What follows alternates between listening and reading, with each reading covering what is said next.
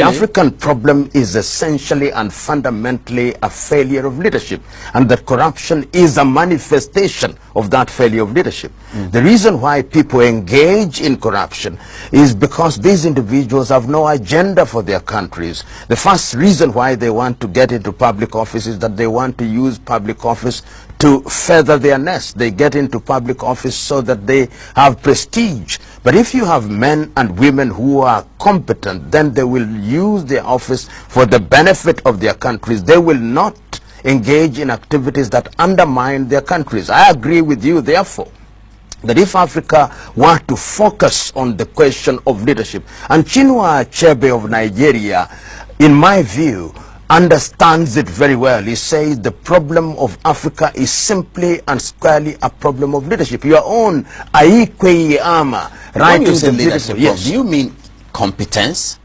You know, leadership. Are you speaking to the question that they are incompetent people who are handling the African affairs, and they've been doing it for a while? And we'll come back to how they are produced through the democratic channel, and whether that democratic channel is actually good for Africa in the end, in the final analysis. But when you say it's a problem of leadership, do you mean that a leader is incompetent? Leaders of Africa are incompetent? They are not well prepared, they lack the expertise, they lack the experience. Is that what you're saying? That is exactly what I'm saying. That if you look at many African countries, the men and women that we have given the opportunity to lead us are actually misleaders. They don't understand what is expected of them. They don't appreciate what is expected of them. They don't use the expertise that is around them. Because what is leadership? Leadership is the ability to identify professionals and experts in different areas and use the expertise to achieve the overall agenda that is in the interest of the nation, so that you don't have to be an economist to ensure that your country is moving in the right economic direction. Your ability to identify those who have the technical know-how, to use that technical know-how, and to ensure that that technical know-how fulfills the desires of your people, because people have very basic needs. People want food. And therefore, you've got to ensure that your agriculture is right. People want medicine in the hospital, to ensure that you have medicine and properly trained personnel. People want infrastructure, to ensure that you have infrastructure. People want their taxes to be utilized well, and people must have focus. And we have seen in the recent past, and I remember during my lecture I said, within a very short stint, a young man who had not gone to school very well, Thomas Sankara of Burkina Faso, was so clear in his vision as to what ought to happen to his country that he was able to put together a number of individuals to move the country in the right direction. In one sentence, therefore, I'm saying African leaders have demonstrated not once, not twice, not thrice, but times without number that they are incompetent. And even those who have had the advantage of formal education have demonstrated that the education they have does not change their minds and hearts fundamentally. What we have are ethnic alliances of one kind or the other. So in the position, you have one ethnic alliance. In government, we have one ethnic alliance. And this, in my view, is the dangerous thing. So that I've said, and I repeat it here,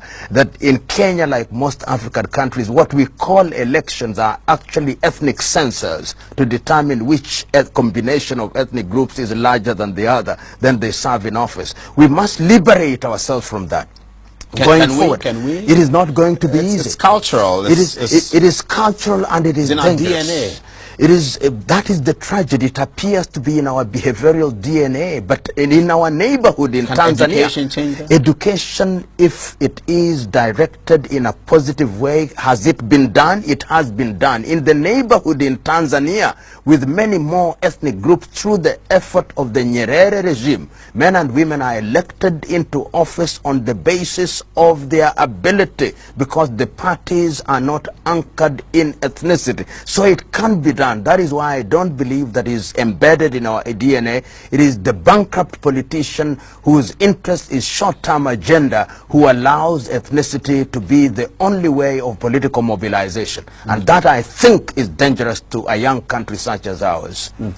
So the African populace, the African illiterate, the default position is that they revert to their default instincts of ethnic association. So that is the next battle.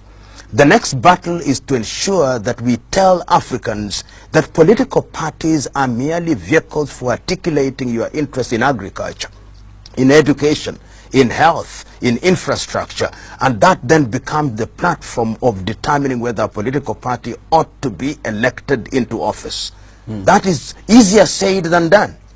Easier said than done, because the bankrupt politician will always go back and invoke the ethnic card and say, it is our turn to eat, if you may, and that if I'm the president, we will be in a good position. And people vote for what I call feel-good effect, so that if one is from one tribe, you say, my president is the president is from my tribe, and people feel good. Africans should liberate themselves from those primitive thoughts and to realize that in the 21st century what we need are men and women who can deliver regardless of their ethnic extraction.